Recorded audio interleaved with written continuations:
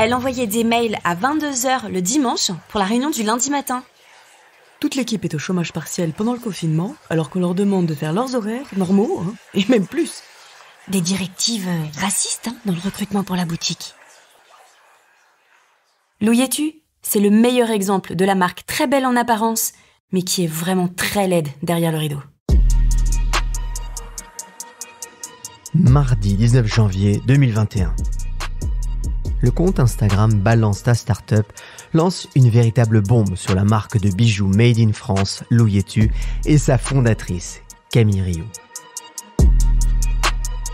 Bienvenue dans la série de l'été consacrée aux scandales qui ont fait trembler les entreprises. Cette semaine, la marque Louis-tu fait face à un bad buzz sur Instagram. Un bad buzz qui va secouer la marque et sa fondatrice. Donc, comme je vous le disais, faites des choses que vous aimez. Qu'est-ce que vous voulez faire plus tard? Je ne sais pas encore. J'hésite. Je veux acheter une fusée aux Russes pour aller dans l'espace. N'aie pas peur de l'avenir. Il faut se construire. L'expérience ne s'achète pas et ne se transmet pas. Bienvenue sur le podcast Il était une fois l'entrepreneur, le seul podcast business en France qui raconte les histoires comme une série tous les mardis. Je suis Laurent Broye, fondateur de Inspire Média, et chez Inspire Média, en plus de raconter des histoires, nous aidons les entreprises à lancer leur podcast. Et n'oubliez pas de vous inscrire à nos spectacles dans toute la France, Inspire sur scène, que vous retrouverez en description.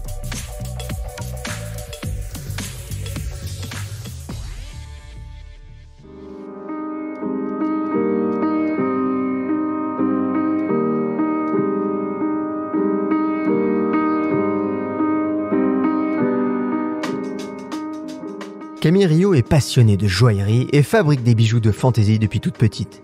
Sortie d'une école de commerce lyonnaise, elle fait ses armes dans le marketing. Mais sa passion pour les bijoux la rattrape. Elle décide alors de vendre ses propres pièces confectionnées et stockées dans son appartement. Le succès est au rendez-vous et elle doit rapidement passer à la vitesse supérieure. Elle trouve un atelier à Paris et s'entoure d'une équipe. Nous sommes alors en 2015. La marque Louis-tu est lancée avec un site e-commerce et une communication centrée sur les valeurs de qualité, durabilité et respect. Camille Rioux mise d'ailleurs sur les réseaux sociaux. Elle y défend ses idées de commerce vertueux et de savoir-faire made in France. Instagram est largement utilisé par sa cible. Les jeunes femmes urbaines qui achètent en ligne et qui recherchent des bijoux à des prix accessibles.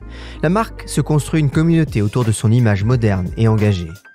Louis-tu cultive son image de start-up cool avec son équipe de louve et sa communication calibrée pour Instagram. Pourtant, ce 19 janvier 2021 va révéler la face cachée de la marque.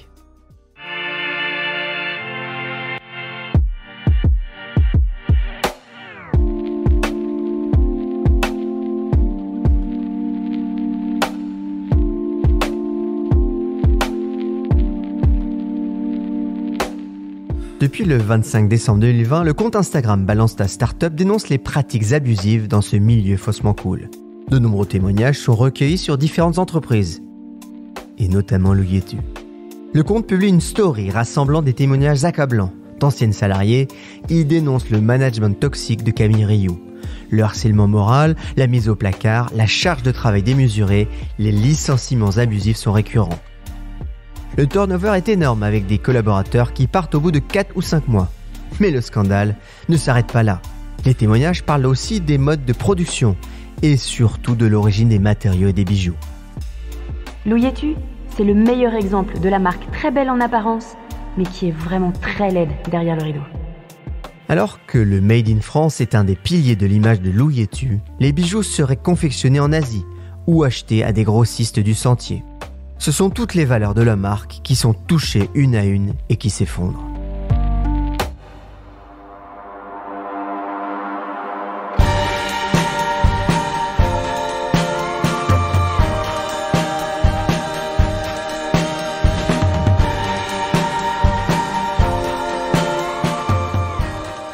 Face à ces accusations, la fondatrice va alors réagir en attaquant le compte Balance ta Startup. Dans une publication, elle dénonce le name shaming destructeur et dit ne pas vouloir répondre à ceux qui se cachent derrière leurs écrans. Elle supprime par la suite son compte personnel. La boutique du 2e arrondissement ferme temporairement ses portes sous couvert de raisons sanitaires. Camille Rio met du temps à s'exprimer et à s'expliquer. Elle prend la parole dans le Figaro le 1er février 2021.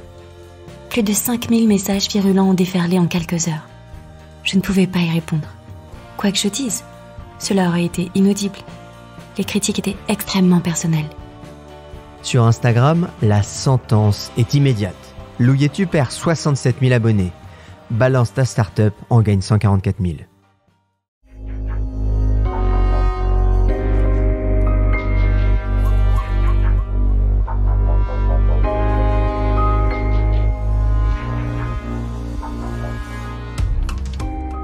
Depuis le scandale, la marque mise sur plus de transparence sur sa chaîne de production. Son site e-commerce met en avant le savoir-faire, les métiers et les matériaux utilisés. Il y est aussi clairement précisé l'origine des bijoux, qu'ils soient fabriqués en France, en Europe ou en Thaïlande. La marque se rachète peu à peu auprès de sa communauté. Par contre, on ne sait pas ce qu'est devenu Camille Rio de ses pratiques managériales. Et ça, c'est une autre histoire.